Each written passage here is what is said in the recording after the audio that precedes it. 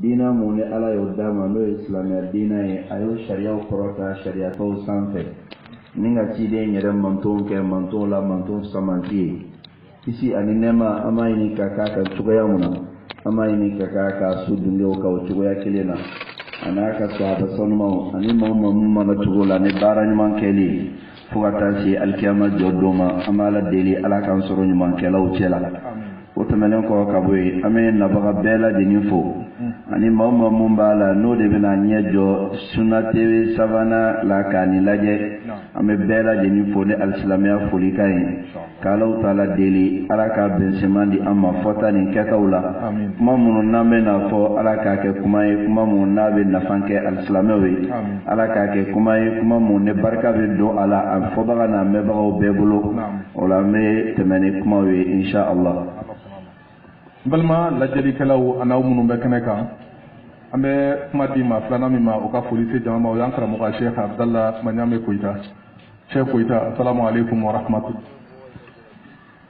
Wa alaikum salam wa rahmatullahi wa barakatuh. Bismillah walhamdulillah wa salatu wa salam ala rasulillah wa ba'd. An bɛ Alahu Taala fo ka waliɲumandɔn ka barikada ka ɲini masabala fɛ a kan bɛ sɔhaba ma fɔtaw ni kɛtaw ani ŋɛnɛta bɛɛ lajɛlen na. An bɛ kisi ni nɛɛma caman ɲini ala fɛ a k'o kɛ jɔn nɔ samati kan Muhammadul Bashir sallallahu alaihi wa sallam jɔn min don ni selila ka siɲɛ kelen masabala bɛ seli ka siɲɛ ta. O kɔfɛ an bɛ an ka foli da alimami ka foli ka k'a lase nabaga bɛɛ lajɛlen ma kɛrɛnkɛrɛnyala Sunna TV baarakɛlaw olu minnu ye hakili ɲuman sɔrɔ ka nin kɛnɛ ka sigi sen kan an bɛ foli lase u bɛɛ ma. Sunna TV lajɛbagaw fana jamana kɔnɔ ani jamana kɔkan an bɛ foli lase bɛɛ ma ka dugawu k'a bɛɛ ye naba min fana nana k'u ka waati di Alahu Taala ma ka n'u sigi ka lajɛli kɛ ka lamɛnli kɛ an b'a ɲini ala fɛ o ye senparaya min ta yan'u ka se ala ka k'u ye arijɛnɛ sara ye o ka segin fana insha Allah ala k'o kɛ kɔtɔrɔ ye mun bɛna don u ni tasuma cɛ kuma min bɛna fɔ yan'an ka wuli ka bɔ anw da ni olu yɛrɛ da ala k'a k'an ka ɲuman mizani giriyala ye ka ɲini masaba ala fɛ kuma nin daminɛ n'a laban ala ka setɛnɛ yɔrɔ ma janya ka bɔ an na an y'a dabɔ faamu dɔ de ka sɔrɔ an ka diinɛ maaw fɛ walasa an ka dɔn anw ka diinɛ taabolo ani diinɛ wɛrɛ mɔgɔw ka taabolo tɛ kelen o tuma an ta ye mun ye kɛnɛ ni sigikun y'o de ye mɔgɔw k'o mɛn k'o dɔn ka tila ka baara kɛ n'o ye nin de ye kɛnɛ sigikun ye an b'a ɲini ala fɛ fɛn o fɛn min na fɔ ala k'an bɛ sɔrɔba ma bɛɛ lajɛlen na. An balima lajɛlikɛlaw minnu bɛ ka lajɛ kɛnɛ in kan ani minnu bɛ Sunna TV sabanan lajɛ yɔrɔ o yɔrɔ min na an bɛ ɲininkali fɔlɔ di an karamɔgɔ ma n'o ye Dr. Usman Saleh Tarawele. An b'a kalama ni san yɛlɛma sera adamadenw bɛ fara ɲɔgɔn kan k'a fɔ ko nisɔndiyaw bɛ yen ko seliw bɛ yen n'a fɔra ko seliw bɛ yen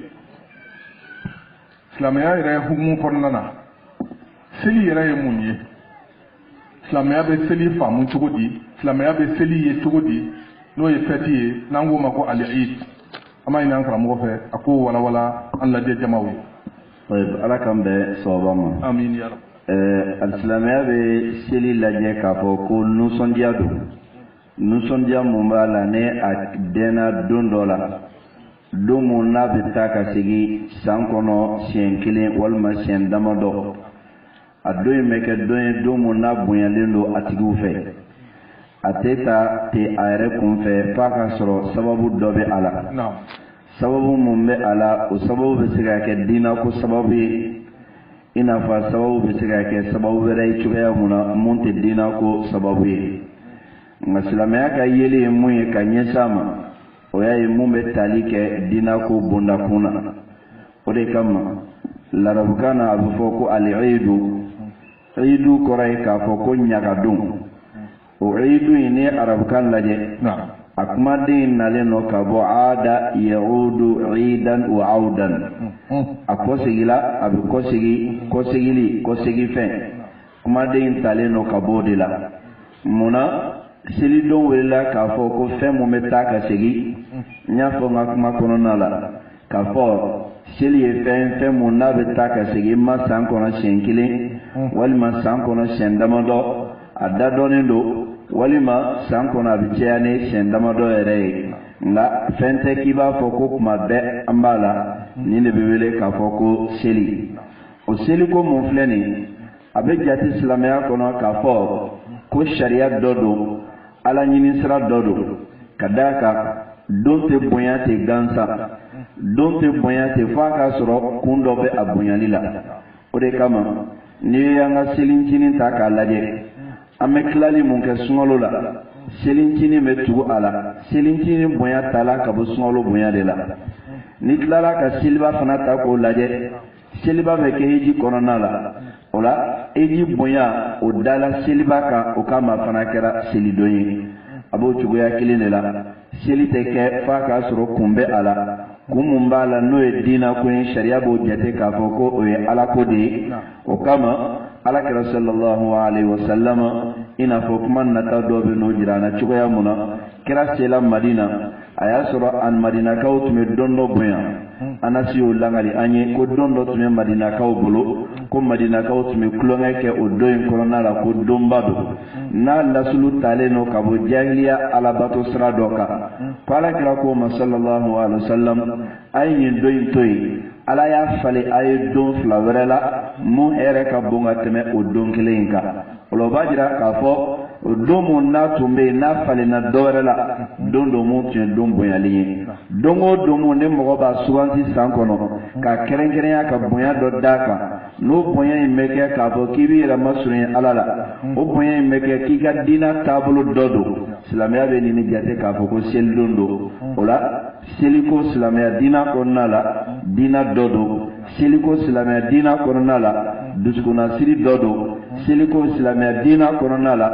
taabolo do taabolo mun b'a la n'a jɔlen do diina ko de kan ma tɛ k'a fɔ k'i bɛ diina ko ani seliko tigɛ ka bɔ ɲɔgɔn na silamɛya diina kɔnɔ nin de ye seli faamuya ye dɔnni dungew ka fɔli la ala k'an bɛn sababa ma. Amin ya rabbal alamin. Badenw ni ɲininkali fɔlɔ in ni an karamɔgɔ Dusuru Usumani Salihu n'a ye jaabi di an ma o la o jaabi in b'a to an bɛ ɲininkali filanan di an karamɔgɔ ma Sheikh Abdallah Maɲami Koyita. O ɲininkali ye jumɛn ye yala silamɛya yɛrɛ kɛn bɛ ka seli jumɛn wele ko ni silamɛya kɔnɔ seli jumɛnw bɛ yen ni silamɛya b'u dɔn k'a fɔ ko ninnu ye seli ye silamɛya ye minnu di silamɛw ma. Sheikh Abdallah. Alhamdulillahi rabbil alamin. Fɛn min ye seli reconnaîlenw ye silamɛya kɔnɔna ma dɔnnikɛla fanba ye mun kɛ walima ka mun fɔ an ka alimami da sera o hadisa de ma n'o ye seli fitinin ani seliba walima sunkalo seli ani seliba n'an bɛ lahiya faga la k'a fɔ ninnu de ye seli min b'a la k'a fɔ k'a reconnaîlen don. A ye n kɔ hadisa min na ala ka ciden sallallahu alaihi wasallam a bɔli min kɛra Makka kana Madina a nana sɔrɔ madinakaw kun ferekelen don ɲagaminen don seli dɔw la i n'a fɔ an bɔra k'a mɛn sisan. Ala ka ciden y'i kanto ma sallallahu alaihi wasallam a ko Alahu Taala ye aw la wasa ni seliba fila ye sunkalo seli ani seliba seli n'an bɛ lahiya faga o seli kɔnɔna na ka sunkalo seli to aw bolo ani lahiya faga seli k'o to aw bolo aw mago man tɛ ka se seli wɛrɛ ma. O b'a yɛrɛ k'a fɔ silamɛw ka seli reconnaîlen belebele fila o ye nin seli ye sunkalo seli o kan kan bɔ san kɔnɔ o bɛ na a tɛ tɛmɛ kalo kelen kalo fila fɛnɛ kan a sabanan i bɛ sin k'a ye fɛn min ye seliba ye o fɛnɛ nana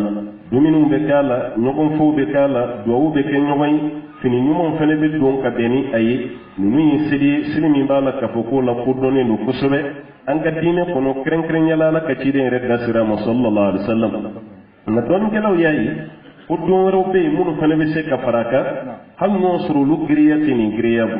hali n'o sɔrɔ ala ka ciden sallallahu alaihi wasallam a ye mun fɔ ninnu ma ko seli don ni kira mun ɲɔgɔnna fɔ ninnu ma o fana bɛ se ka kɛ an ka nisɔndiya don dɔ ye o dɔ ye kunɲɔgɔn kɔnɔ seli n'o ye jumadonyaw ye alakira ko sallallahu alaihi wasallam ko don ka ɲɛmɔgɔw ko ye jumadon ye hadisa dɔ bɛ yen mun b'a walawala Alahu Taala y'an fa damadan ka bɛn juma ma ka don arijinɛ kɔnɔ ka bɛn juma ma a bɔra arijinɛ kɔnɔ ka yɛrɛ sɔrɔ dugukolo sanfɛ juma ko wa kiyama wele yɛrɛ ti kɛ abada ni jumadon dɔ tɛ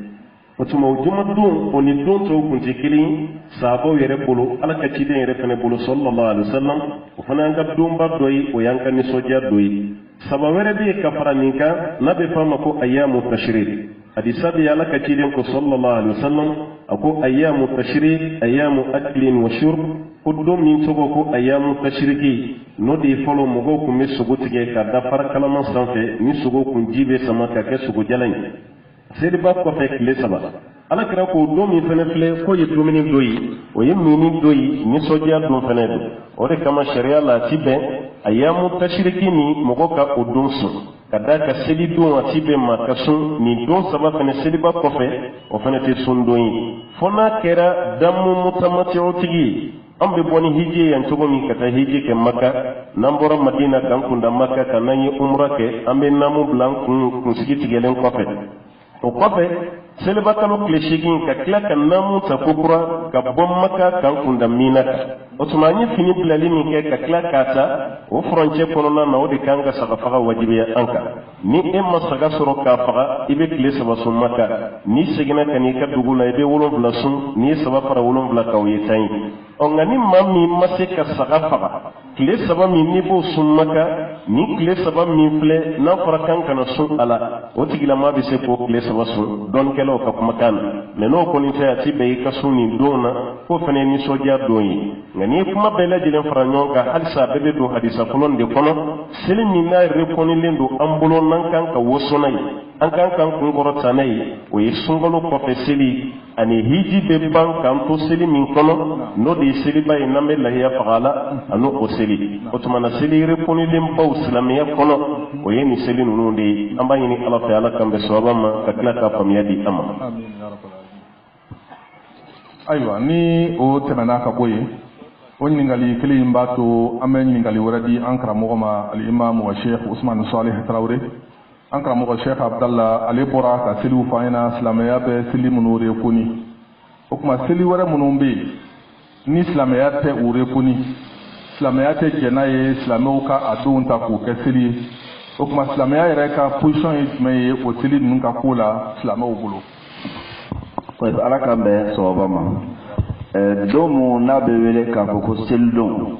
n'an ko k'o de nisɔndiya don ye nisɔndiya don mun n'a bɛ taa ka sigi i ma san kɔnɔ siɲɛ 1 walima san kɔnɔ siɲɛ damadɔ walima hali dɔgɔkun yɛrɛ kɔnɔ o don de bɛ wele k'a fɔ ko selidon a bɛ bonya mɔgɔw bolo o la hadamadenw ka ɲɛnamaya taabolo la n'i ye o don suguw lajɛ i b'a sɔrɔ sugu 2 don a sugu fɔlɔ ye jumɛn ye o ɲaga don mun b'a la walima nisɔndiya don mun b'a la n'a bɛ tali kɛ u ka diina ko la a dɔ wɛrɛ bɛ yen n'o y'a sugu 2nan ye mun bɛ tali kɛ u ka hadamadenya ko la ani diina ko tɛ ɲɔgɔn ye sira la ne maa ko k'a bɛ misali di o la an bɛ seliba ni selincinin mun kɛ i n'a fɔ an bɔra k'a mɛn cogoya mun na o talen don an ka diina de kɔnɔ ka d'a kan alakira de y'o d'a ma sallallahu alaihi wa sallam silamɛw bɛ seli nisɔndiya kɛ k'o ka diina taabolo dɔ don o la o cogo kelen fana la maa wɛrɛ bɛ yen maa mun b'a la ni silamɛ tɛ a bɛ diina dɔ la a ka diina taabolo bɛ don dɔ d'a ma k'o y'a ka seli don ye n'i taara bolibatola fɛ don dɔ b'a bolo mun y'a ka don bonyalen ye n'i taara kerecɛn fɛ don dɔ b'a bolo mun y'a ka don bonyalen ye n'i taara zifu fɛ don dɔ b'a bolo mun y'a ka don bonyalen ye n'i taara tasuma batola fɛ don dɔ b'a bolo mun y'a ka don bonyalen ye o cogoya kelen fana la n'i taara buzi fɛ mun ye misi batola walima n'a ɲɔgɔnna don dɔ b'o fana bolo mun y'o ka don bonyalen ye n'o b'o don jate san kɔnɔ k'a fɔ k'o y'o ka seli don ye nin bɛɛ talen don ka bɔ olu ka diina ko de la nin mun filɛ nin ye seli suguya fɔlɔ ye mun b'a la n'a talen don ka bɔ diina ko la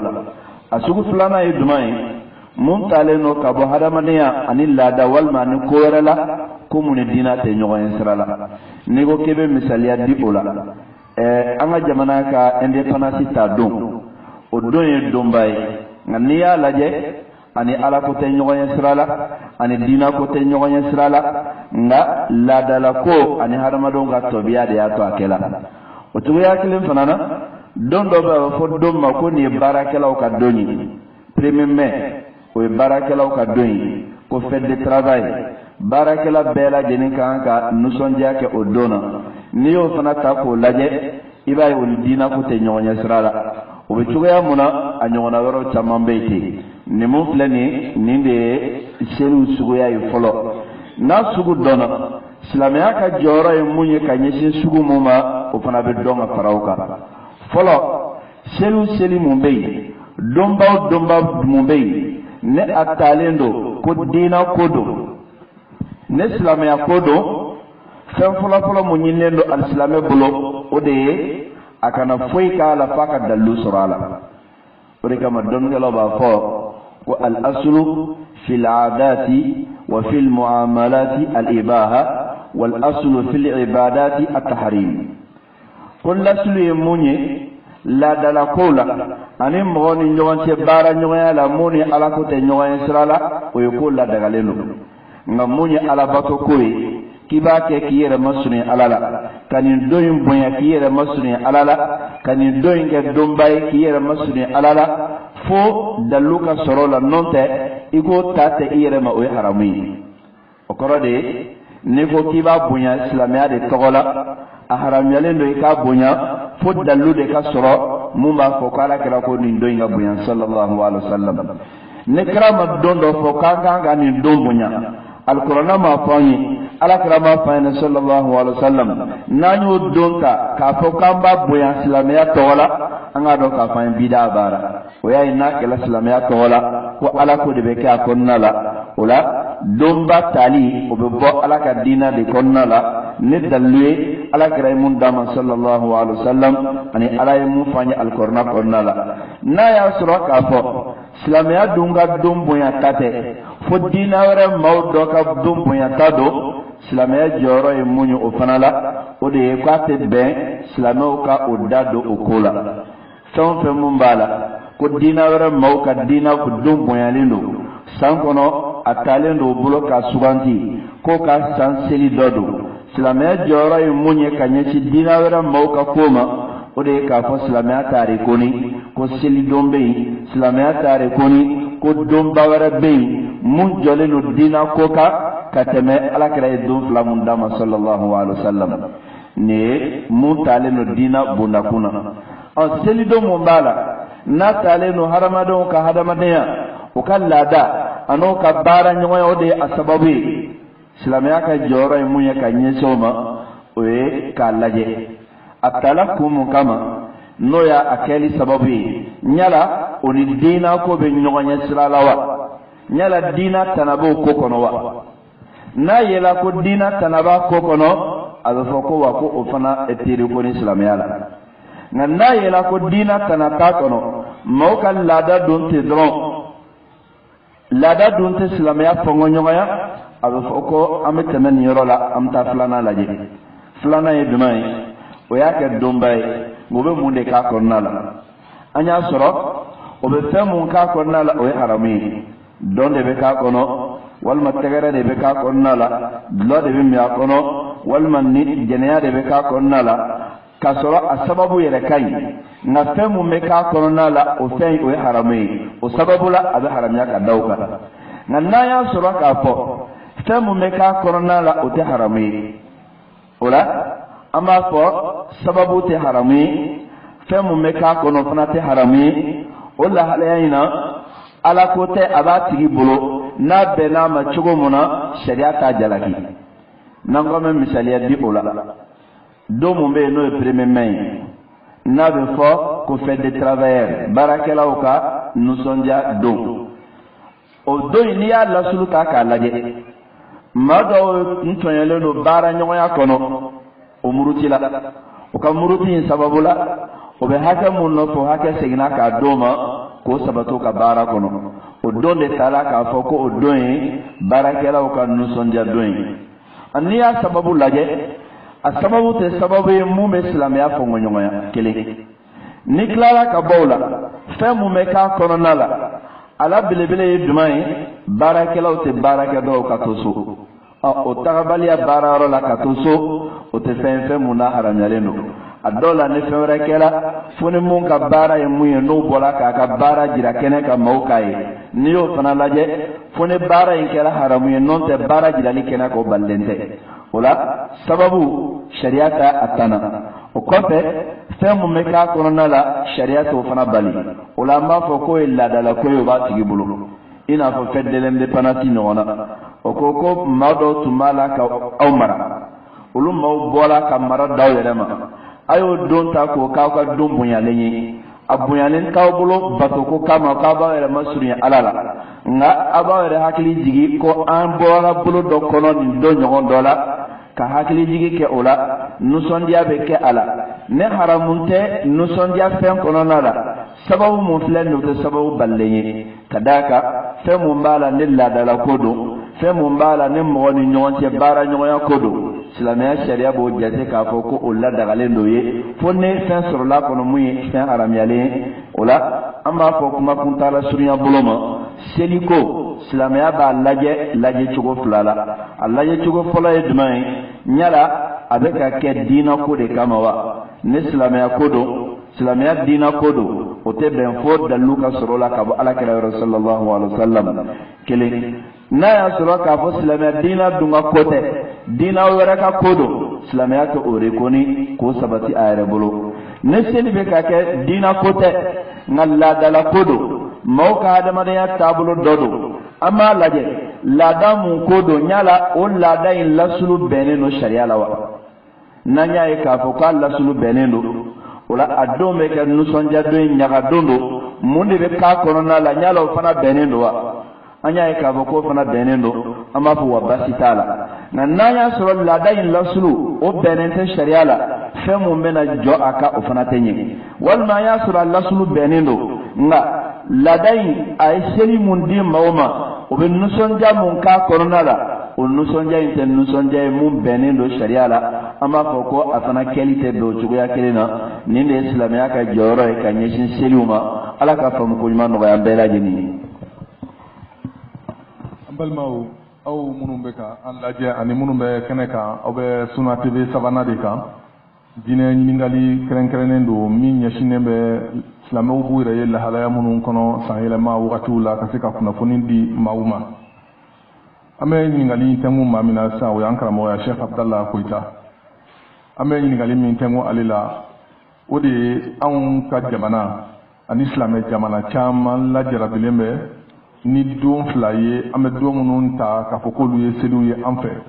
ni o ye an bɛ kalo min na o kalo in n'o ye nansara kalo ye o kalo tile 25 ani kalo in tile 31 n'o ye 25 ye ani 31 25 yɛrɛ ye jumɛn ye 31 yɛrɛ ye jumɛn ye an karamɔgɔ Abdallah i k'o lase lamɛnjɛkuluw ma k'o walawalaw ye. Alhamdulillahi rabbil alamin fɛn min ye 25 ye ani 31 kuma dɔ la mɔgɔw b'a ye i n'a fɔ b'a mɛn cogo min o de kɛra filiba ye silamɛ jamanaw na kɛrɛnkɛrɛnya la Mali yɛrɛ kɔnɔna na n'i ye 25 ta k'a lajɛ kerecɛnw bolo an tɛ se k'a fɔ kerecɛn bɛɛ don nka kerecɛnya diinɛ fan caman bɛ taga sira min na n'o ye katolikiw ye olu de kelen don ka 25 ka barika don a la ko Seyidina Isa ka bangera ka bɛn n'a ye nka o t'a yira k'a fɔ ko kerecɛn bɛɛ lajɛlen bɛ nin faamuya la mais jama ka ca kerecɛnya ta sira min kan olu ka kumakan de kɛra nin o de kama o de fana yera o de fana mɛnna mais fɛn min ye k'a fɔ ko Isa bangera silamɛ si tɛ yen k'a fɔ k'a b'a contrôle la Isa ka bangeli nisɔndiya silamɛ si tɛ yen k'a fɔ k'a b'a contrôle la ni anw sɔnna an ka kiraba Muhammadu ye sallallahu alaihi wa sallam kira fɛn fɛn tɛmɛna ka bɔ ale ɲɛ an tɛ se ka baw la alors que yɛrɛ kira min ni kira yɛrɛ surunyara kosɛbɛ o kɛra Isa de Isa de n'ala ka ciden surunyara ka tɛmɛ kira tɔ bɛɛ lajɛlen kan Bukhari kɔnɔ hadisa dɔ bɛ yen ko ala kira ni Isa cɛ ko san 600 don o san 600 min n'o ka ca ɲɛna kosɛbɛ o ye fitinin de ye ala ka ciden ni kira tɔw ni ɲɔgɔn cɛ minnu tɛmɛna ka bɔ an ye o b'a yɛrɛ k'a fɔ kira yɛrɛ bɛ nabi ɲuman min dɔn kosɛbɛ Isa don Isa bɔlen kɔfɛ walima yɛlɛlen kɔfɛ sanfɛ ala ka ciden de nana o la sallallahu alaihi wa sallam wa Isa de fana ala ka ciden ka nali fana fɔ a ko mɔgɔw ye yan'u ka yɛlɛma ka kɛ kerecɛn ye ko kira dɔ bɛ n'ale kɔfɛ ko mun sɔgɔ k'a fɔ ko Ahmad n'a nana k'aw ka tugu a nɔfɛ ni kira ka nisɔndiya n'o bonyara Isa bolo ani Isa ka mɔgɔ a ka waati Isa fana ka nali se ka kɛ nisɔngoya ye an bolo o bɛ kɛ nisɔndiya de ye an bolo ka da ka ala ka ciden don Alahu Taala ka nabi ɲuman don nka mun na an b'a fɔ ko 25 ni denmisɛnninw ko janso a la Isa ye mun ye kerecɛnw bolo o de kama don a fɔlɔ ye mun ye bɛnma k'a la yɛrɛ ko Isa ka nali kɛra ka bɛn 25 ma ni 25 ta kala janya irila ka fo katologo de bo kan kusobe ko isa kan nali kera ko ka be 25 décembre do ba ira ka fo ko 1er janvier ko isa nana ka be odema do ere ya ira ka fo ko 7 janvier chrétien mu refle Égypte jamana ka nabe fo mako al aqbad olu ya ira ka fo ko isa nana ka be janvier kalo le wolon blam ni ba ira ka fo chrétien dine mu go ere bulu tasra ere boro nyogona chugomi isa kan nali ere dati kelen shita la ko chrétien be la jelen benendo aka ka fo koni de isa kan nali o halno soro dati kelen yera est-ce que kanka ombla on fana kan ni sodia ina famba ka ke chugomina kan ni sodia la ka ciden don nanal alhamdulillah mani mati nyo sosal mais isa be joro jumena bi chrétien bolo na nyebo ni sodia la ko bolo isa be joro mina doro yi ala dinya ala ya yoro do bala walma Allah taala denu mogom nya yira ka foko Allah taala dinye isai on yira kan ko tigila famiya namma se kala famiya ba tigila ma kele tugo mina mbode ke wala sai galomi yira tige folo kada alala ayi galomi tige kada isala ulubi se ka jeya tugon ore kama ko wajibi do isabe tigi nya la ban wati galomu nun dara la bi se ka galomu nun jeya tugon alkara ko te sallallahu alaihi wasallam bukhari binani hadisai abina ko mun ko kale ala de kale ala ka jonde anaka cidi kale te Allah taala de annakun do fana be ke kallew faga annakun do be ke solibu no iblisini abo fana kari tugon annakun do fana be ke ay wan nisuno min bani nyonce abe soko fana boy barka min kumbora du ko law barka ka sigini o fana be ke isanyana ya juju ni majuju faga o yenna kun doy dajali o mun yere ka bon ka teme fitna ko beka isabini nyesho fana ma ko faga otumana isabina nan na beni kuma fola nunu galon tigiya munu ya yere ka fale Allah taala de to bayira ka fon nueli fiti ba ka fara bi chrétien ka aw bela jelen sona ka foko ala dindo de kanna likera ko ka benin doma ni en sojerani ayi o bayira ka fo ni sojeranu kan ngani isa kan nali ni soje islame be bolu me isa yere kan nyina ma yalla dum masigi ko isa kan nali ka anniversary atara ka ko mo nyuma munu fana toyi amma ye hali chrétien dina mo go yere fana bolu yanu ka yele mabado ni ko isa kan nali dondo kun keren keren ndo ala no 25 décembre yi ko bela jelen ko ka da manyana je ko ke feti o fana masabati o to mana 25 ni a glonem be chrétien dine mo ko ka dine ko de o ya ta ka ke dine ko doy dine ko mi refana sala dinya de ka sabati ka fo ala dendo do mun to ko ka fo ko isa ko din nana ko ka be ni ma o to mana ni de nuwadi ulugulu fami apla o ye 31 kiborayai o ye sala banye o bolo do ka kuma kala sala bana ka beni 31 no 31 décembre wama min nana no ala den o isa kan nali kunyogo no bebe aka denguli ma ko 31 kuma dola ibe ni de ubolo o to mana 31 san elema 31 isa ere ka denguli fane ko nana ka be ama ngani bele jelen jati minera ni shite mu fondelen 31 ko ere mu ni nala sona ma kuma bina sama ni Allah taala sona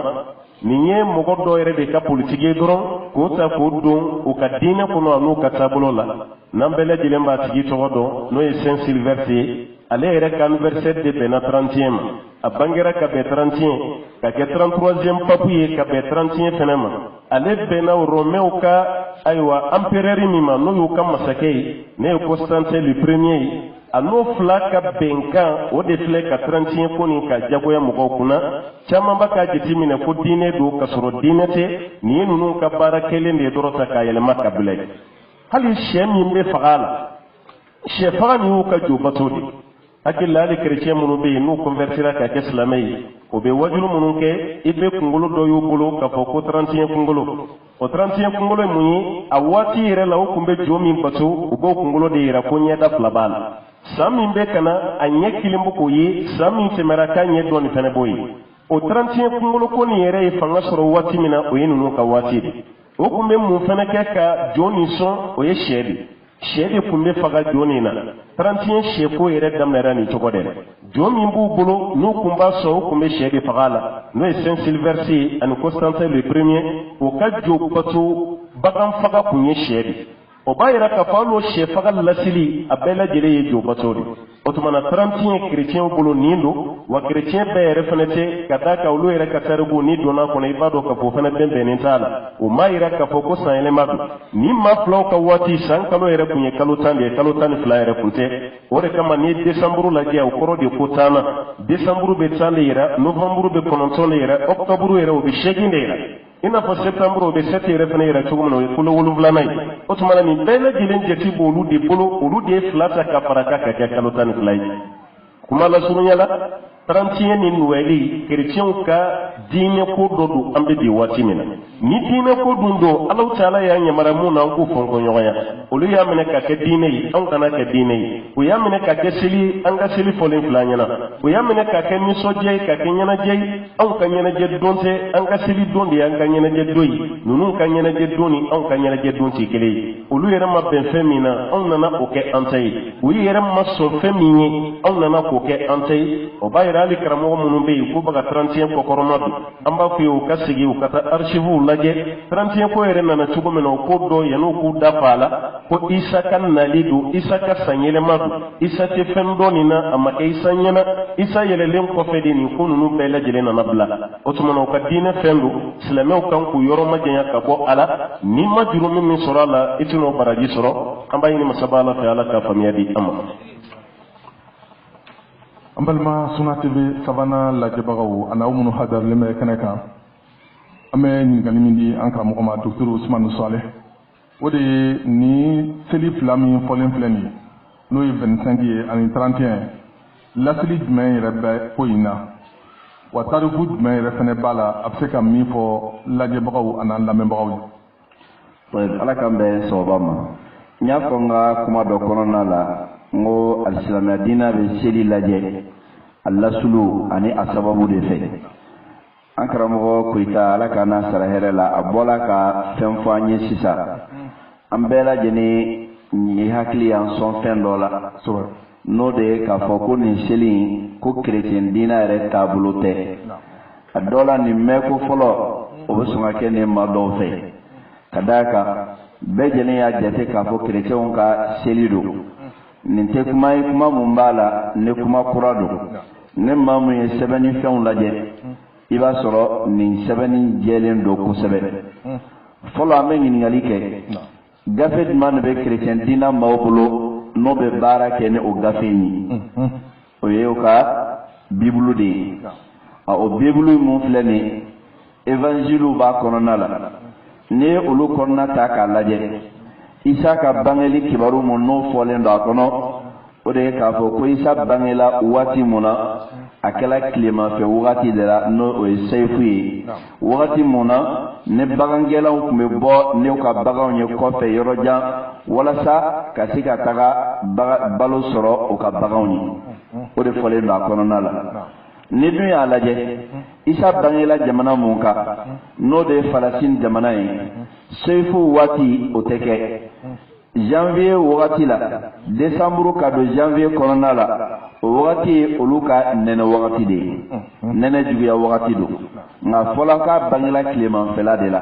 o kɔrɔ ye k'a fɔ tilemanfɛla o tɛ bɛn nɛnɛ wagati ma cogo si la o la nin ye fɛn ye mun b'olu yɛrɛ ka bibulu kɔnɔna la ka jira k'a fɔ ko Isa bangeli ma kɛ décembre kalo kɔnɔna la o de kosɔn o yɛrɛ fɔra ɲɔgɔn kɔ a la o kama o ka sɛbɛnnifɛn dɔ bɛ yen mun b'a jira k'a fɔ ko a donna kerecɛnya diinɛ kɔnɔ Isa taalen kɔfɛ ne san 400 ɲɔgɔnna de ye k'a fɔ ko Isa ka bangeli ko kɛla nin wagati in na sɛbɛnnifɛn dɔ b'o jira i n'a fɔ sɛbɛnnifɛn dɔ yɛrɛ b'a jira k'a fɔ ko a donna kerecɛnya diinɛ kɔnɔna la 20e siècle o san 30 fɔlɔ kɔnɔna k'a donna kɔnɔna o wagati de la o la i b'a ye k'a fɔ fɛn tɛ fɛn mun b'a la ni fɛn basigilen don o bolo o la n'an ko k'a fɔ kerecɛnya diinɛ fɛn tɛ dɔ ninnu ka diinɛ fɛn don bolibatolaw ka d'a kan an kana ɲinɛ fɛn dɔ kɔ kerecɛnya diinɛ tɛ Europe-kaw ka diinɛ lasulu ye diinɛ lasulu mun tun b'o bolo o ye bolibato de ye kerecɛnya diinɛ in nana ka bɔ min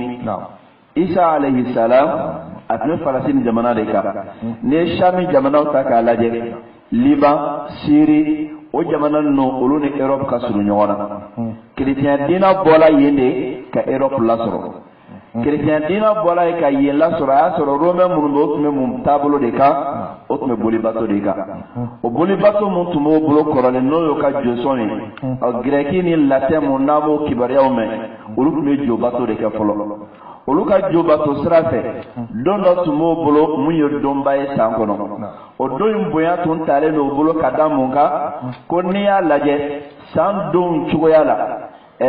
shooting play o jate ka surunya ɲɔgɔn na ko bɛ kɛ 25 décembre la mun ye 1er janvier sa o tun ye bolibatɔlaw ka jiri bato don de ye ala dɔ tun b'o bolo mun ye jiri ye o jiri o tun bɛ o jiri in bato o bɛ tasumaw mɛnɛ ko o tugu siri siri a la o bɛ tila ka masirimafɛnw d'a la o bɛ dɔn kɛ su fɛ fo ka dugu jɛ ka buji tugu a kɛrɛfɛ o jiri mun n'o olu tun b'o bato o jiri kelen de nana don chrétien kɔnɔna la o de kosɔn i b'a ye ne Noël ni 31 sera o bɛ jiri labɛn jiri mun n'o b'o labɛn n'o b'o jate k'a fɔ k'o ye ɲɛnamaya jiri ye o de tun bɛ latɛnw ni gɛrɛkiw bolo fɔlɔ b'a bato ko ɲɛnamaya a la o de tola chrétien kɔnɔna la k'a kɛ fɛn ye fɛn mun b'a la ni mɔgɔw t'a la cogoya dɔn o kama n'i y'a lajɛ n'o ka Noël ni 25 sera Noël ni 31 sera i b'a sɔrɔ jiri dɛsɛnnen don o bolo jiri mun b'o bolo n'o b'o jate k'a fɔ k'o ye ɲɛnamaya lasulu ye o bɛ baara kɛ ni jiri in ye a talen don ka bɔ bolibatɔlaw ka taabolo de la an bɛ kuma in kuncɛ ni jumɛn ye mun ye 25 ye ani 31 chrétiens yɛrɛ ka fɛn dilannen tɛ a lasulu talen don ka bɔ bolibatɔlaw de bolo bolibato mun tun bɛ Europe kɔnɔ latɛnw ni gɛrɛkiw bolo ka kɔn chrétien nali ɲɛ a tala ka bɔ olu de bolo o ye chrétien fini meleke a la ka yɛlɛma k'a kɛ o yɛrɛ ta ye o kama chrétien minnu bɛ Égypte jamana la n'o ye kɛptiw ye i b'a sɔrɔ olu ka taabolo tɛ o cogoya kelen fana na chrétien wɛrɛ minnu bɛ n'a bɛ fɔ ma ko orthodoxiw olu fana ka taabolo tɛ jɔn ninnu de ka taabolo don Fatiga n'o ye Itali ye chrétien minnu bɛ n'o ye catholique ye olu de ka taabolo don ka d'a kan bolisɔn de tun bɛ kɔrɔlen o de yɛlɛmana ka nin fini biri a la ka chrétienya tɔgɔ d'a la o la i bɛ fɛn mun faamu nin kɔnɔ maa mun b'a la n'a y'a sɔrɔ k'a fɔ k'ale y'i bolo fa 31 la i bolo falen don fɛn fila dɔ la kelen na i ma bolisɔnnaw ka taabolo kɔrɔ walima chrétienw ka taabolo kura nin fila fɛn fɛn mun filɛ nin a b'i n'a fɔ ni mɔgɔ min ye a bolo bɔ banakɔtaga la k'i bolo don ɲɛgɛnɛji la a fila bɛɛ ye nɔgɔ ye ala k'a tigi ɲuman dan bɛɛ ma. Amin ya rabbal alamin. Ni fɛn ba fila walima ni fɛn juguba fila fɛn nɔgɔlen fila banakɔtaga walima ɲɛgɛnɛji fɛn min misaliya kɛra o ye n baden lamɛnjɛkulu o tuma silamɛ ka i yɛrɛ nisɔndiya ni o ye n'o ye 25 ani 31 ye o kiri ye jumɛn ye silamɛya la an karamɔgɔ Sheikh Abdallah Maɲame Koyi. Ala k'an bɛ sababa ma ni a dɔnna kaba ko fɛn fila nin ko lasili t'a la a filanan silamɛya fɛn tɛ an b'a ka minnu yɛrɛ dɛmɛ o ka nisɔndiya la tariku y'a yira k'a fɔ olu yɛrɛ fɛnɛ ta tɛ jɔnw ta don a dɔnna sisan ko bolisɔnnaw de ka fɛn sigilen don hali n'o y'a sɔrɔ ninnu ɲɛ bɔra fɛ k'a ta lasili t'a la u yɛrɛ ka diinɛ kɔnɔ a prévu ye u yɛrɛ b'a kuma fɔ a prévu ye minnu yɛrɛ convertira ka b'u ka taasira la ka kɛ silamɛ ye olu yɛrɛ fana bɛ ka wajulu kɛ ni a ye ni fɛn min tɛ yen mun bɛ silamɛ sen ye o la fɛn min t'an ta ye mun b'i bila nisɔndiya la ni o ye o de kama ka fɔ ka nisɔndiya ni nin ye walima ka dumuni dɔ tobi ka bɛn n'a ye a don nin baara fɛn fɛn kɛlen don nin bɛɛ lajɛlen ye haramu ye an ka diinɛ kɔnɔna na an karamɔgɔkɛ n'o ye Hafizudin Ibn Kathir kuranɛ aya dɔ bɛ yen o tafsiri la n'a bɛ suratul Furqani laban na ni ala b'a ka jɔnba ninnu k'u tanu n'o de ye ka daminɛ wa ibadu rahmani alladhina yamshuna ala al-ardi hawna fo ka taa bila walladhina la yashhaduna zura wa idha marru bil-laghwi marru kirama maa minnu bɛ yen n'u tɛ manamanako ani manamanakan u to o seereya u tɛ ye o kɛnɛ kan wa n'u tɛmɛna manamanako yɔrɔ fɛn fɛn na naganagakanfɔ yɔrɔ fɛn fɛn na olu t'u sen don a la u t'u bolo don a la k'u bɛ tɛmɛ ni bonya kɔnɔna ye ni aya min filɛ nin an karamɔgɔ caman tɛmɛna kɛrɛnkɛrɛnyala tabiina belebelew la n'o dɔ ye Abu Aliya ye ani Tawus ani Muhammad bin Sirin ani Dohak ni kelen kelen bɛɛ lajɛlen y'a yira ko hiya a'yadul mushrikin ko fɛn min ye jobatolaw ka seli ye ko aya nin b'o de yira maa minnu kɛra filankafo ye olu ka nisɔndiya don n'u ka nisɔndiya kɛyɔrɔ e tɛmɛtɔla kan ka tɛmɛ ka sɔrɔ hali min kun kɔrɔta k'o lajɛ e ma tɛmɛ f'i sen don a la i ma tɛmɛ f'i da don a la i bolo fɛnɛ don a la ka kɛlɛ bɛ komi farala musirikuw kan u ka nisɔndiya la an'u ka fɛti an bɛɛ y'a sabati sisan n'o ye Sheikh Usmani ye ka fara ne yɛrɛ kan an ka kuma kɔnɔ lasili tɛ fɛn nin na a lasili yɛrɛ taara yɔrɔ jumɛn o ka jobato ninnu don n'a sabatira k'a fɔ ko nin baara lasili ye jobato ye silamɛ fɛn fɛn b'i sen don a la y'i sen don jobato de la i ye dumuni tobi ka bɛn n'a ye a kɛlen bɛ komi i nisɔndiyara ka bɛn n'o ka jobato don dɔ de ye ka da kan karamɔgɔ yɛrɛ fɛnɛ filɛ ka kuma ni sɛnbɛntiya k'a kelen bɛ i n'a fɔ musirikuw ka fɛti ko de kuma kan kelen don khalifa filanan n'o ye Umar bin Khattabi ye a ka kuma dɔ bɛ yen Bukhari ala kalen mɛ a ma sanadu ye a la ko Umar bin Khattabi y'i kanto ko ijtanibu a'da Allah fi idihim a y'aw yɔrɔ ma janya ka bɔ ala juguw la u ka seliw kɔnɔna na ala juguw n'o ye mushriku ye ala juguw n'o ye yahudiyaw ye ani nasaraw o ka don bonyalen n'o y'o ka seli donya ye Umar bin Khattabi ko kan ka yɔrɔ ma janya ka bɔ ala ni Umar ma Bukhari ma sanadu kɛ kuma nin na nga Bayhaqi ka hadisa kɔnɔna la ka sahihu ale nana ni sanadu ye ka don a la ka tila k'a fɔ ko mun na an ka yɔrɔ ma janya ka bɔ a la parce que k'a don ko Alahu Taala ka dimi de bɛ jigin o kɔrɔ ye mun ye n'i sen don a la k'i bolo don a la ko Alahu Taala bɛna dimi i kɔrɔ o tuma na n'a fɔra Ala bɛ dimi mɔgɔ kɔrɔ ni fɛn o fɛn ye o kɔrɔ i b'a ka baara min kɛ kɛbayɛrɛ juruman don i k'i janto i yɛrɛ la i kana sa k'i to o baara kɛli la nin kuma bɛ a yira n na k'a fɔ silamɛw b'a ka nisɔndiya min kɛ ka bɛn ni Noëli ye a baara kɛli tɛ bɛn diinɛ kɔnɔ o b'a ka nisɔndiya min kɛ ka bɛn ni 30 ye lasili t'a la a baara kɛli tɛ bɛn diinɛ kɔnɔ ka wariw fara ɲɔgɔn kan an bɛna siyɛ san baara ɲuman tɛ an bɛ saga don furu la baara ɲuman tɛ an bɛ mɔgɔ invité ka na an ka so kɔnɔ walima an yɛrɛ tɛ bɔ an b'an ka dumuni kɛ so kɔnɔna la nin fɛn o fɛn bɛ kɛ ka bɛn ni nin don fila ye n'an ka kuma y'a yira ko lasili tɛ a la aw fana ka nisɔndiya ka bɛn ni a ye o fana lasili tɛ o la ni lasili ma y'a la a bɛ kɛ baarafu ye baarafu kɛbaa bɛ jurumun de sɔrɔ a tɛ baraji sɔrɔ o tuma na kuma lasurunya la ka kuma di i ma an bɛ mun fɔ mɔgɔ ye ka ihtifalu kɛ n'o de ye ka lajɛ dɔ kɛ ka bɛn ni nin seli fila ye ninnu bolo fɛn min don fɛn bɛnta tɛ silamɛya diinɛ kɔnɔ silamɛw k'u sen n'u da n'u bolo k'a bɛɛ lajɛlen bɔ a la ka da ka Alahu Taala ko fɛn o fɛn n'o ti bɛɛ anw man kan tɛ ka y'o kɛnɛ kan an b'a ɲini Ala fɛ Ala k'an bɛ sawaba ma. N balimaw an karamɔgɔ Sheikh Abdallah ale ka nin jaabili in kɔfɛ hali bi jaabi kelen an bɛ continuer ni a ye sabu an b'a dɔn nin don fila ninnu na mɔgɔ dɔw bɛ yen olu bɛ dumuni tobi ka mɔgɔw invité ka na so dɔw b'a fɔ anw tɛ bɔ ka taa yɔrɔ la nka an bɛ dumuni dilan an ka so n'an ko ko walima ka mɔgɔw wele u kana ɲɔgɔn sɔrɔ so an ka dumuni kɛ ka dugawu kɛ ɲɔgɔn ye sabu ko san yɛlɛmana o dumuni min n'an bɛ mɔgɔw wele ka na o dun an ka so walima an mɔgɔw b'an wele an bɛ taa dun u ka so yala o kiri ye jumɛn ye silamɛya la Dr. Usman Saleh. طيب ala k'an bɛn sawaba ma. Amin ya Rabbi. n'an donna Ibn Taymiya rahimahullah a ka gafe kɔnɔ mun ye Majmu'ul Fatawa ye o gafe in wɔɔrɔnan sɛbɛnfura 111 kɔnɔna la Ibn Taymiya rahimahullah a ɲininkala ni ɲininkali ɲɔgɔn dɔ la a ye jaabi dɔ di jaabi mun b'a la n'a wasalen don a ka jaabi kɛla duman ye ko mun ye ka dumuni labɛn donna don mun ye maa wɛrɛw ka diina seli don ye silamɛ ka dumuni labɛn ka bɛn o ma ko fɛn fila dɔ la kelen fɔlɔ i ma haramu don walima kafiriya don nin fila la dɔ tɛ yen k'i b'a fɔ ko mun ka ɲi ka tɛmɛ dɔ kan a bɛ kɛ haramu ye mun na mun b'a la n'ale ye dumuni labɛn kun t'a bolo ne dɛŋaniya ye dɛŋaniya mun ye a diina tigiw ka dɛŋaniya ye bɛɛ lajɛlen b'a dɔn i n'a fɔ an y'a mɛn cogoya mun na k'a fɔ maa minnu b'a dɛŋaniya ko ala ye den sɔrɔ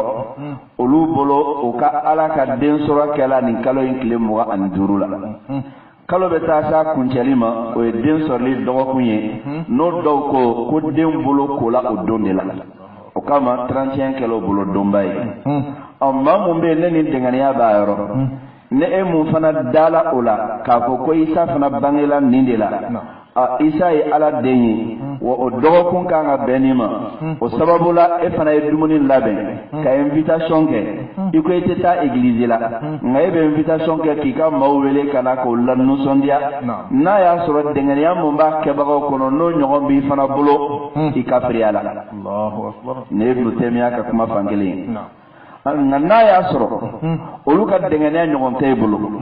e dalen don a la ko den t'a la bolo e dalen don a la k'a fɔ ko Isa ma sɔrɔ nin don in na nka i ye maaw ye nisɔndiya la ten dɔrɔn e fana nisɔndiya la o nɔfɛ ka dumuni kɛ i ka baara ye haramu ye fɛn fila dɔ la kelen i ma i ka kafiriya ka bɔ diina kɔnɔ o bɛ sɔrɔ mun fɛ n'i ye fɛn dɛngɛniya olu tigi ye fɛn mun dɛngɛniya a ko la kelen walima i ye haramu kɛ haramu mun n'i bɛ jurunin sɔrɔ a la o la i bɛna sɛ mun faga a la a bɛ don haramu kɔnɔna la saga mun n'i b'o faga a la a bɛ don haramu kɔnɔna la misi mun n'i b'o faga la a bɛ don haramu kɔnɔna la o de kama Ibnu Taymiya ka kumakan nana ko wa qala ta'ifatu min al-ulama ko dɔnnikɛla jamakulu dɔw ko man dhabaha natihatan yawma 'idihim fa ka'annama dhabaha khinziran ko ne maa mun ye sɛ dɔ faga kafiru ka seli donna ko a bɛ n'a fɔ i lɛ de faga an b'a dɔn k'a fɔ sɛ sogo bɛ dun kami sogo bɛ dun saga sogo bɛ dun nka ne maa mun ye a faga kafiru ka seli donna k'a don bonya n'a ye ko a bɛ n'a fɔ k'i ye lɛ de faga ka d'a kan olu ka taabolo la o bɛ lɛ sogo dun lɛ sogo y'o ka dumuni duman ye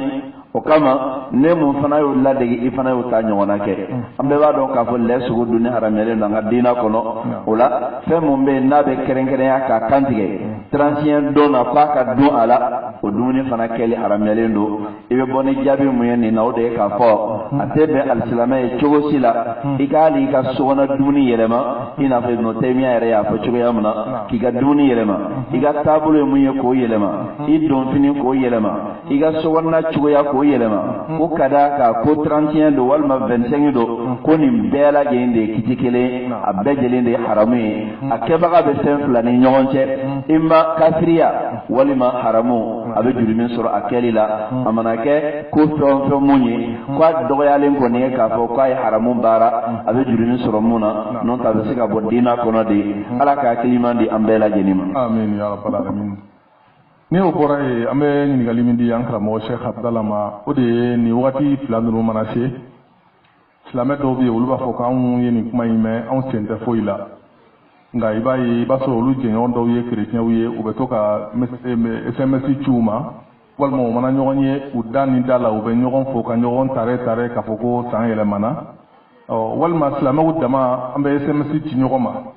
ka san yɛlɛma foli kɛ ɲɔgɔn ye k'o duwawudonw kɛ ɲɔgɔn ye sabu ko san yɛlɛmana k'an donna an bɛ ka bɔ 2018 la misaliya la an na don 2019 la o baara kɛli silamɛ bolo yala kiri jumɛn bolo an karamɔgɔ Sheikh Abdallah.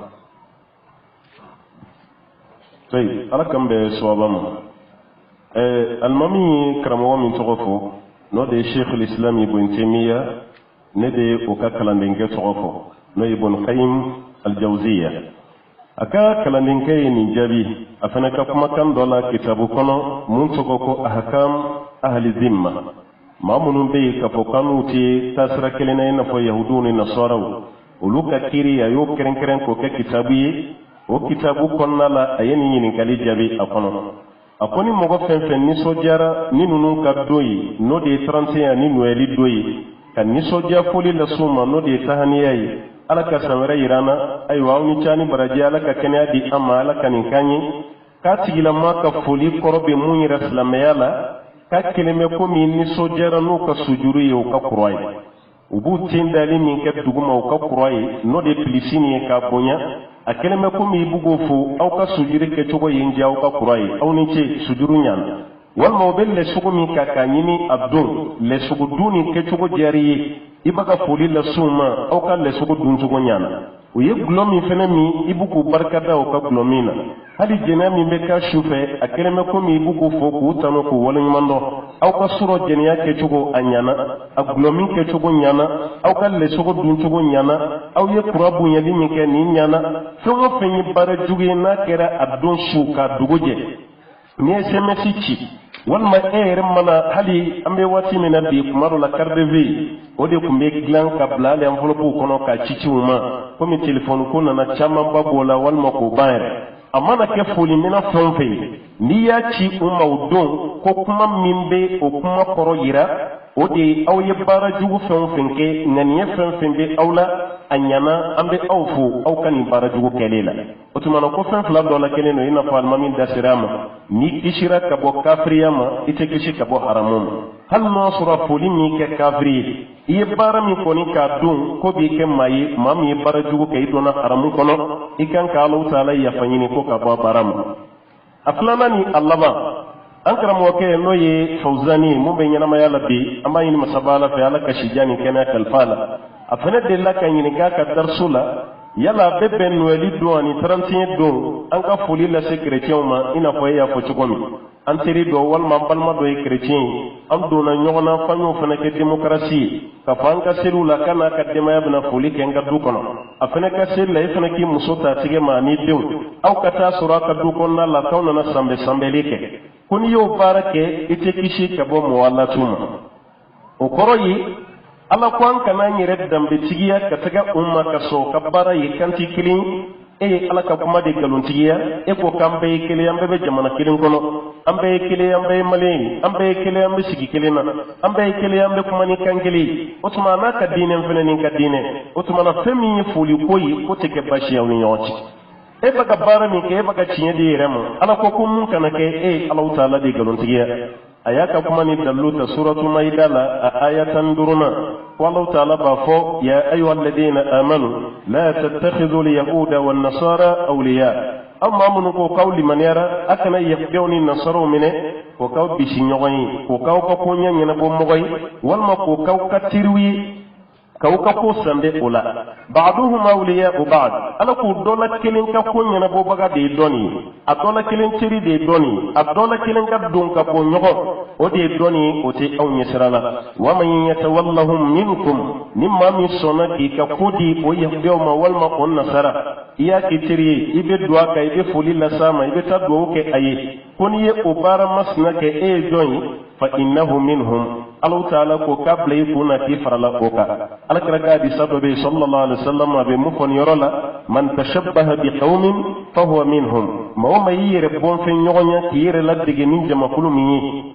kibe fara o jama kulu masnaka aya be kunce ni fen jumayi inna allaha la yahdi alqawma adh-dhalimin kale Allah ta'ala ti manto kanda ti jama kulu kanda munun kara yire kunto nyobayi kuma damene na chamance na laba shi te here mogom mi be chrétien ya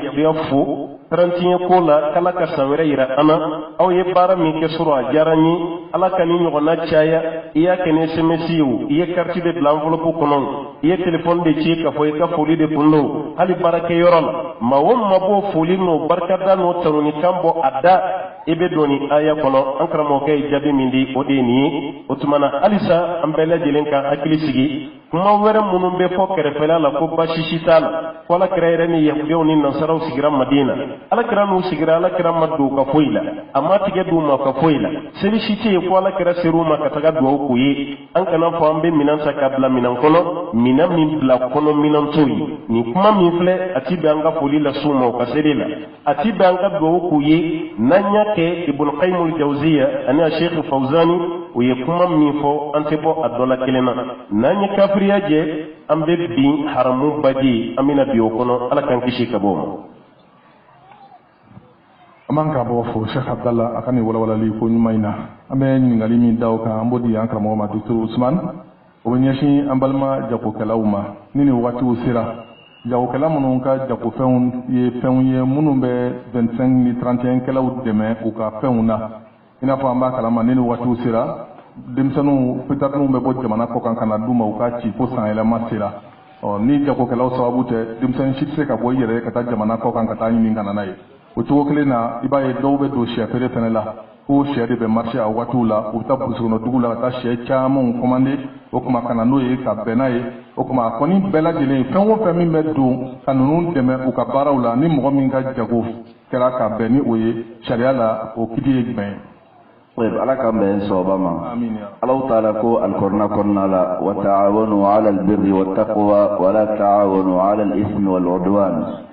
أي نيون دم على كنا باتولي أني على إنسان لا أكنا نيون دم الجرمي أني دان تمل أني على كما كان القرآن كنا ni aya mun Allah ta'ala ya fanye lasulu do kadama baraw bara mun bala ni bake hal na ya sura bara ni lasulu bara nyumai nganabe mawara do deme juguman kerila iga bara da haramiya ka dauka kadaka ala ko tonfe mun bala ne jurimin sura kodo tonfe mun bala ne dante makodo kanga na nyogon deme ala bela jini ma don ka fo dina wara mawko ka dina la bara o jurimin sura srai o mana do mun ta ko don ka seli doyi ka nyene je ke wala o jurimin sura srai ina fanya fa cigoya muna wala mamu meke ulu deme bagay o konona la o tigila may barake bara mo jurimin sura srai kadaka ala ko kanga na nyogon deme bara muna ale o deke o kuma konna la anga don gela ba munu tamana no do ibn habib al maliki ya karamo benin don ale ya fa ka kuma kan konna la kwate be al islamai aka fere ke chrétien ma fena femu mbala no ka sili magonya sra dodo atebe ka sogo feroma atebe ka nanji feroma atebe ka finin feroma atebe hali kiga yelenga fen siga oma walima ka lue oma ko yere demene aye ayaka kuma fo ka ba aklala ka mun fo ka daka wa huwa qawlu malik wa ghayrihi lam a'lamu fihi khilafa akon ni mun fo len fleni ninde al-imam malik rahimahullah aka kuma kai wa qalati don gela don mun fora nyogon ko ni kuma kaina ka fo ka te ben islamai ikake nasaraw deme bagay o ka seli keri la ne sanin fere sirai hal na ya sura ka fo sanin fere be ka ken fende fe mun bala na benen do ka dina kono madama na bolu deme ka ba ko ni e ke kiga don ka buki haramun ke o tuya kele fana sheikhul islam ibn taymiyyah rahimahullah aka gafera do kono mu iqtida'u sirat al-mustaqim o gafe flana seben fura keme duru ani muga ale fana ya fo o gafe kelen konna la ko wala yabi'u al-muslimu ma yasta'inu bihi ghayru al-muslimina ala dinihim qatebe muslimai chugoya sila ma iga fere ke mawara mun bala nani tidina kelina ka fen fera ma bare de mane femunye aka dina tabulula aka seli la keren ya buluma min at-ta'ami kabo dumuni feuna wal libasi ani don finina wa nahwi dhalika kanu nanyono lianna fi dhalika i'anatan 'ala al-munkari ko kadaka ni mun folen filen nin kelila kibala ko deme waliya mun konelo ne ibn taymiya ka kuma kai ittiba'u siratal mustaqim koronala wala ambela gene jabi soronna ka fo atebe mai ika fenta ka ke ka fere fenye mubala nabe 25 ne 31 deme ngamma mumbe ne jago kelay koroli e ka fen fere tabi bulu adonna na sankata are demene ay e ma fera ma okama ima da jago la okama o tigila mate do nin kiti korona la ngani kiti ma de ga kiti mamu meta petarninta dora tekene ay funa kala ka 31 ne 25 fetene ay ne yo jago ika don ka fe bala ka haramu ne ke kele o tuya kelen fana la chefere la dagaleno nga ne 25 ne 31 sela bebe ke chefere la kadaka ni dunanga gidron ni talanga gidron da tampe mu ne be chefere la do jolin surai amma mun ka barate chefere ale donala o de kama o tigla mo be ka haramu de ke e mun fana ka bara ya fere le koroli ibe delika mun fere ibe dawdoroma ngani dora tagana kadaka kwa be sebe na adu de malade anne be bara keneni mo ma soro mo me don chefere la korai mun fana e fere le kala o be delika mun fere o dana o drama ne min kala shawna to ni na ka wakati chaman kede nga ne be dona chefere la sigata la bele maka ke dorai o de kama don gala ko ka fo ko ni haramunde iga bara la suli halalai ngabe ka haramu mun deme o ya to bara yelmana ka ke haramu an ibn habib al maliki an le ka kuma kame o to ya kele ne ibn taymiya ka kuma ka iktibau siratal mustaqim konna la bola ko faname ala ka fam ko iman no yam bela jini amin ya rabbal alamin balma wati biga doke ningali laban yaranga kumati awere mun lamay jakulu ye amay ningali laban mi di ankara mo wando Cheikh Abdallah odi nini watu sera mo be kado dili min ken nyogoma sabu ko sanele mana ni sodia kera ka kado di mo nyogoma o maslamé ala o kado mi meti o kiriye jumé tay ala kambe soba ma halisa fami kabina nya damene fanfule labana amanyu man kelen fala ase lasili mai faru fenati sekanya bobayra fam fembe na lasili mai ka kado di mogoma kunya sna kama akeleme ko mi baka kokoromado haramu barakeli dila andum boraka qur'ane aya dome Sheikh Usmaninda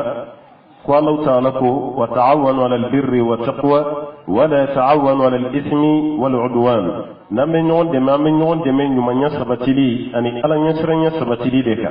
anga na nyon de men jurumu sabatili ani dan teme barakeli islamiya kono o sabatili ka bo bayra ni wedi lasli harami ka kadu di do ma tiba fo ka walin mando femi be mo go duskuna ni sodia la ika kadu bodeira kuma don so ko bamanangana ko kono bara chimuru o yedade femi bi kono mo ko ta do me ni kuma na doro mo ko bado bo bayra ngani min be kono kan yeshi wedi ke bani 31 ke bam ibe kado min di ama o de keliba ayira o to mana islamiya la be haramiya e ka kado di numa hal no sorote dine kelena me kado di kunti dore shi o kaseli kama ka kado di weli kama ka kado di 31 kama o de keli o ye harami me kuma dala kafiri ka kado di islamema ala ka ciden re yo do mine sallallahu alaihi wasallam ina fa ayla masake adilla ka falibadi alakrama alayhi salatu wasalam adilla ka gulgi bado fenedi ama ala ka ciden yo mine poison min be ni kra yo do saka sugo fe yahudiya muso do de kunyo glan ko di alakrama ka saka sugo la be ka posono kala ka tadi ala ka ciden ma ko kadodu am bay satuere ka di sawbe ko ala kra ko me kado mine me femi sarakati ala kra kun to di mine sallallahu alaihi wasallam otumana ka kafiri ka kado mine sharia la bashi tala islame fene ka kado di kafiri ma ka sura ka seli misodia pote iya dabo di na duskun magara kuma dola donna tawla bi se ka yele maka do ka dinen sharia la bashi shitene ala ka ci de sallallahu alaihi wasallam umar de la kabla ka blogi misa na kunglane no harira la misridala ala kra ko umar ma kuma go de beni blogi do ni roti mami kiyama keneka mais Omar ko hala mamme tuguni kile dama do kofe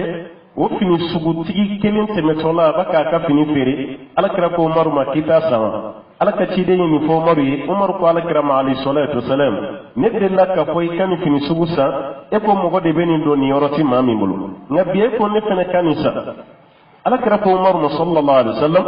ne ka kuma kan korote ka foy kanisa e ka do yi kanade nga kuma kan koroy de niyasa ibal make kafir min be makay babla kata doma otumano ye kafiri de ni ka do ke ayi kuma dola tini dugoya kuma rola ira bina son ka do islamiya dinena otumano ni dalu ye ka fo islamiya se ka kafiri ka karomine fami be di manoti harami e refene be se ka karo di kafiri ma fami be da manota ka deme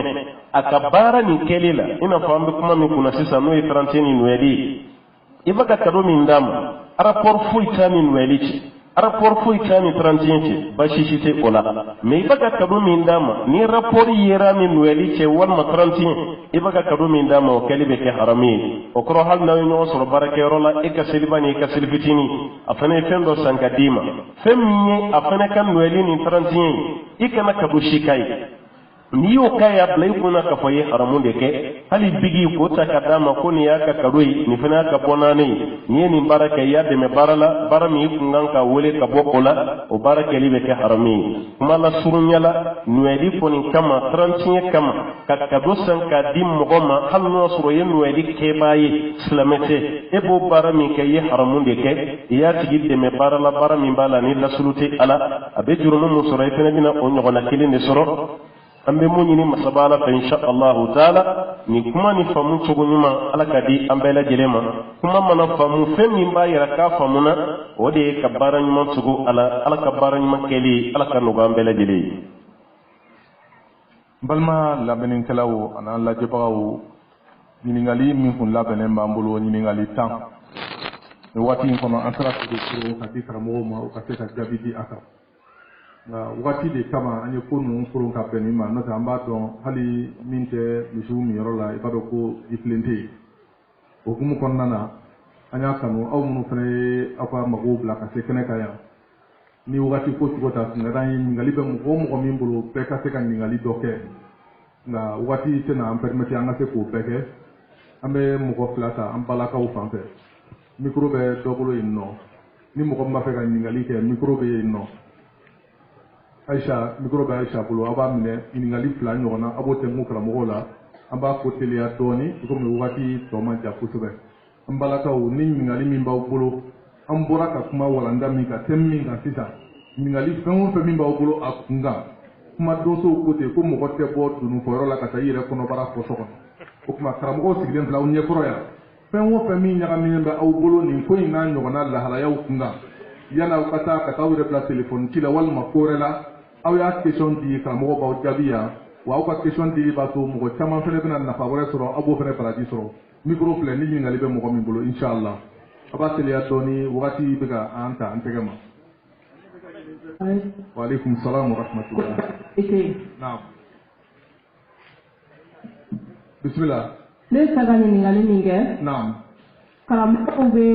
31 su u bɛ wajulu kɛnɛ sigi. n'an taara wajulu kɛyɔrɔ la n'u tilala wajulu la.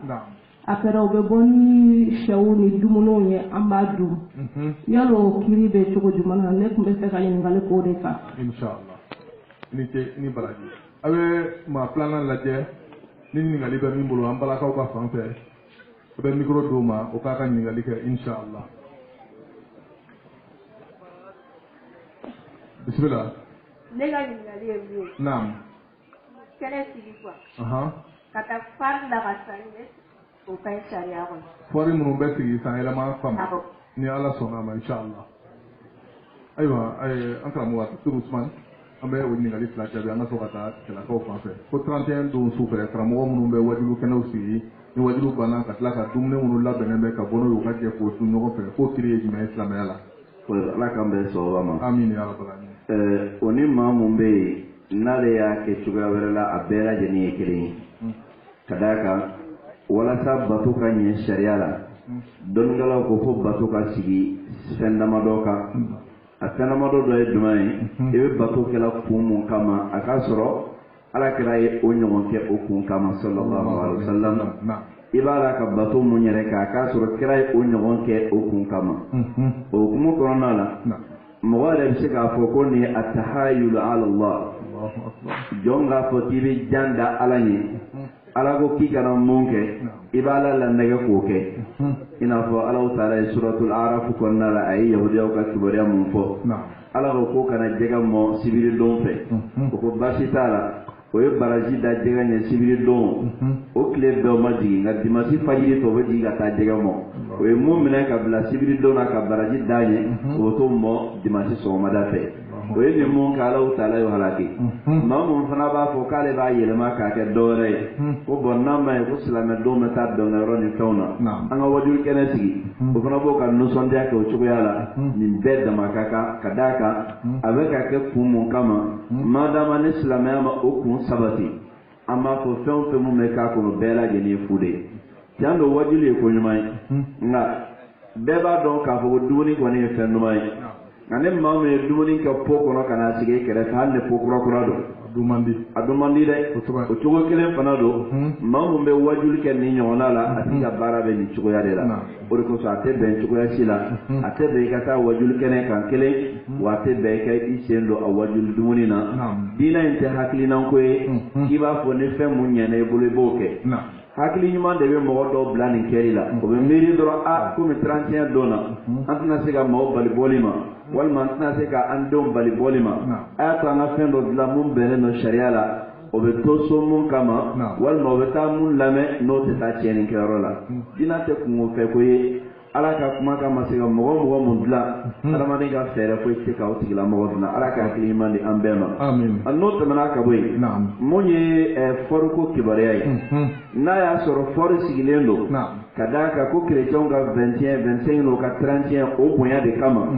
ka taga o fɔri la o bɛ don haramu kɔnɔna la an y'a fɔ ko in sigila kun mun kama ni haramu don fɛn o fɛn mun bɛ tugu a nɔfɛ o bɛɛ lajɛlen haramu de ye nka n'a y'a sɔrɔ k'a fɔ a ma sigi o kama e yɛrɛ fana taakun tɛ o ye o tɛ ɲɛsira ala ko ye e taara i mago ɲɛnabɔ ten ale fana ma sigi o kama a tɛ don haramu kɔnɔna la ka d'a kan fɛn mun lasulu ladagalen don o tɛ ka kɛ haramu ye ten madama haramu ma don a kɔnɔ walima a ma sigi haramu yɛrɛ fana kan wallahu ta'ala a'lam nka kɔni mana kɛ cogo o cogo a silamɛ k'i mabɔ a la o de ye ko jɛlen ye i ka diinɛ bɛ jɛ i danbe bɛ jɛ o de kɔnɔna la ala k'an bɛ sababa ma. Amin ya rabbal alamin. An bɛ taa naam dire bismillah. Wa alaikum salam wa rahmatullahi wa barakatuh. Naam.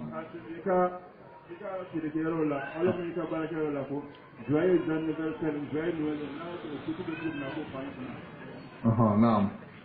Inshallah. Faham ko ja. Naam. Ni ngali plana. Naam, wa alaikum salam.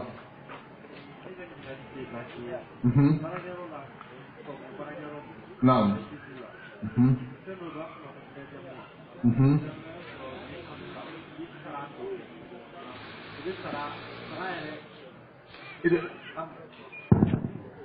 Assalamualaikum warahmatullah. Waalaikumsalam warahmatullah. Ni ngali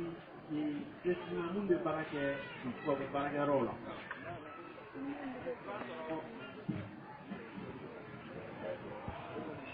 Iba sɔrɔ ni san yɛlɛma sera u bɛ sara dɔ kɛ ko 13e mois. Salamu alaikum warahmatullah. Ne ka ɲininkali ye dɔwɛrɛ ye mun bɛ baara kɛ tubabu baaraw la i n'a fɔ entreprise ni hali a bɛ kɛ entreprise kunda de ka ca. I b'a sɔrɔ ni san yɛlɛma sera u bɛ sara dɔ kɛ ko 13e mois a bɛ kɛ généralement décembre la yɔrɔ san ye kalo 12 ye. Mais u bɛ sara kelen fara kan ka kɛtikɛla dɔ nisɔndiya wa sara caman bɛ kɛ a bɛ kɛ i ka compte de kɔnɔ directement na o sara dunni est ce que a fɛn b'o la ou bien n'i y'a sɔrɔ ten i bɛ se k'a kɛ cogo di. An bɛ nin ɲininkali fila di an karamɔgɔ ma Sheikh Abdallah ala ka n'a bɛ sɔrɔ. Ala kan bɛ sababa ma fɛn min ye ɲininkali kɛla fɔlɔ ta ye ka sɛbɛn i ka baarakɛdaw ni ka feerekɛyɔrɔ sanfɛ ko joyeux anniversaire ka da ka 31 sera halisa an bɛɛ bɛ segin ka taa an ka kuma fɔlɔ ma fɛn o fɛn n'a lasili ye haramu ye bolofara bɔ ka bɔ a la mun bɛ kɛ fɛn dagalen ye o tuma na o baara kɛli min filɛ o bɛɛ ye ka 31 ka kɔkɔrɔma don a kɛbagaw ka tila k'o kɔkɔrɔma don ka tila k'a fɔ hali ni ne ta kɛbaga ye aw ka baara nin ta kɔntoro la a diyara n ye ne bolo ni maa si jɛgɛ fɛ i ye yɔrɔ man tɛ ka kɛ bada ye ni e y'a yɛrɛ k'a fɔ ko 31 man di ye e yɛrɛ t'a fɛ e bɛ tila k'a sɛbɛn i ka baarakɛyɔrɔ la cogo di k'a fɔ ko aw bɛ san yɛlɛma fɛti min na k'a diyara n ye aw bɛ san yɛlɛma fɛti min na nin ye hɛrɛ ye a ka di n ye o tuma na o baara kɛli a n'o sɛbɛnni baarakɛyɔrɔ da la halisa o fana bɛ don fɛn balilen kɔnɔ n'o ye haramu ye an b'a ɲini masaba ala fɛ ala k'an bɛ sababa ma ɲininkali filanan n'o de ye 13e mois nin ye k'a ta k'a di aw ma ko san yɛlɛma sera an b'a jigi k'a fɔ ko baarakɛyɔrɔ mɔgɔw ka cadeau don an karamɔgɔkɛ ye mun fɔ n'o y'a sɔrɔ a dira aw ma de ye baarakɛyɔrɔ ɲɛmɔgɔ fɛ komi 31 filɛ anw ye 31 kɛla ye an fana nisɔndiyalen don an b'a ka nin di aw ma 31 de kama an b'a f'i ye ka n'i bolo don a kɔrɔ hali n'o y'a bila i ka compte la i b'a kɛ sarakati ye mais n'o kɔni tɛ fo baarakɛyɔrɔ yɛrɛ ka cadeau dɔ sen dɔrɔn o bɛ mɔgɔw la nisɔndiya ni a ye mun y'a di 31 ko tɛ e y'a minɛ i fana ma minɛ 31 ko ye o bɛ kɛ cadeau de ye baarakɛyɔrɔ fɛ ka taa ka baarakɛlaw ma walasa k'aw la encourager aw ka baara kɛli la nin ko bɛɛ bɛ segin ka taga ŋaniya de la ni ŋaniya ɲana k'a fɔ ko 31 jɛyara ka bɔ a kɔnɔ a dibaga n'a minɛbaga baasi tɛ a ka baara la mais ni ŋaniya lasili kɛra halisa 31 ko de ye an b'a fɔ a dibaga n'a minɛbaga aw bɛɛ lajɛlen bɛ farati la parce que a fɔra baara min man ɲi cadeau dili n'a minɛli o fɛn kelen kama halisa o fana tɛ bɛn abada n'an bɛ nin ɲininkali segin ka taa Usumani ma komi an tɛ kalo sarala baara la ale b'o la ale bɛ sɔn ka dɔɔnin dɔ 13e mois la ka tɛmɛ anw kan inshallah. Ayiwa docteur Usumani ko ni faranga b'i bolo nin yɔrɔ in kan. Mun fɔla halisa o kelen don 31 ko in na maaw ka lahalayaw tɛ kelen ye baarayɔrɔ mun b'a la k'i b'a fɔ ko baarayɔrɔ sigilen don kerecɛnya taabolo kan fɛn wɛrɛ bɛ yen ka kɛ mun tɛ nin yɛrɛ ye nka mun y'an ka baarayɔrɔ caman ye o caman ka jate ye jumɛn ye ko sanyɛlɛma don ne sanyɛlɛma de ye décembre ye janvier ye san kalo fɔlɔ ye a ka kan lajɛlifɛn ka di baarakɛlaw ma olu b'a di ne ni hakilina de ye a dɔw yɛrɛ la i tɛ mɔgɔ yɛrɛ sɔrɔ baarakɛyɔrɔ la mun ye chrétien ye a dɔw la i tɛ mɔgɔ sɔrɔ baarakɛyɔrɔ la mun yɛrɛ b'a jate k'a fɔ ko 31 ko ni chrétien ka ko bɛ ɲɔgɔn ye sira la o la madama n'a b'o cogoya in na e tɛ k'a minɛ ne o ye mun fana bɛ k'a di ale tɛ k'a di ne o ye hali n'a y'a sɔrɔ a man kan k'a di ne o ye i ka baara in tɛgɛ k'a fɔ ko haramu don wari mun n'i b'a minɛ o la i t'a minɛ haramu kan a di la lajɛli fɛn don nka di waati de ma bɛn o t'a to ko wari in bɛ k'i bolo haramu ye wallahu ta'ala a'lam wa ahkam. An balima lajɛlikɛlaw an'an lamɛnbagaw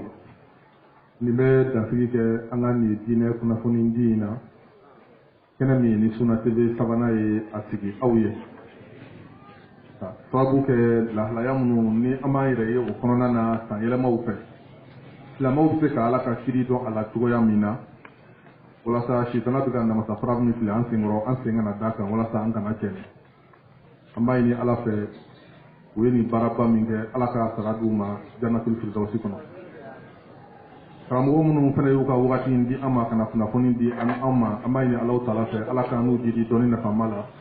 Ala ka hɛrɛ k'an n'u ye aw minnu fana ye aw ka baaraw bila ka bɔ Bamakɔ fan bɛɛ lajɛlen fɛ ka se kɛnɛ in kan aw natɔ basi min m'a sɔrɔ an b'a ɲini Ala fɛ aw segintɔ Ala k'olu fana kɛ k'aw sɔrɔ